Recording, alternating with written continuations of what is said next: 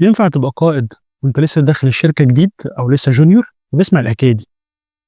واحد لسه داخل شركة IT information technology، وهو دارس كويس أوي الموضوع بتاع الinformation technology، بس طبعًا لسه ما اشتغلش ولسه ما عندوش خبرة.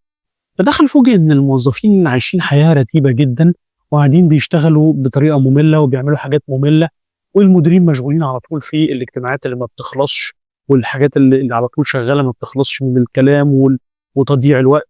ولقى إن في حاجات كتير ممكن عن طريق إن هم information technology ممكن يتعمل لها automation توفّر 50% من الشغل اللي هم بيعملوه الروتيني.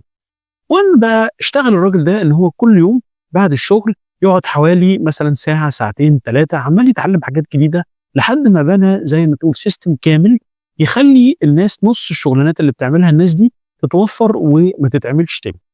المهم هو قرر إن هو يعمل presentation كبيرة جدًا، خلاص، ويعرضها على CEO. طبعًا كل أصحابه قالوا له: "يا ابني أنت عيّل، أنت لسه داخل الشركة."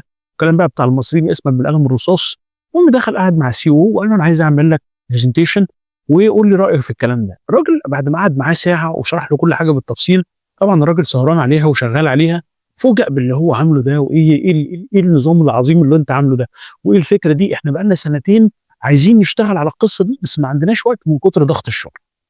طبعًا هو عمل إيه الCEO قرر إنه يخلّي الراجل ده يبقى مدير الفريق بتاع التطوير اللي هيبقى جوّه الشركة، تمام، وقال له: "أنا ما عنديش مشكلة إن أنت تجيب ناس." الغريب بقى في القصة إن أحمد راح جاب الناس اللي بتشتغل الشغلانات الروتينية دي أو اللي عندها أفكار بس مكسلة تعملها، ودخّلهم معاه في الفريق، وده اللي خلّى الفريق بتاعه يبقى من أقوى الناس اللي موجودة جوّه الشركة. خلاصةً من القصة دي إن أنت إيه، إن أنت قائد في مكانك حتى لو أنت junior، لو عندك فكرة وعندك حاجة عايز تعملها لازم تطوّر نفسك. ممكن مديرك أو ممكن الCEO بتاعك ما يوافقش أو ما يعجبوش الكلام اللي أنت بتقوله ويشوفك صغير، لكن أنت لازم ما تزهقش وتبقى consistent وتحاول تشتغل على نفسك.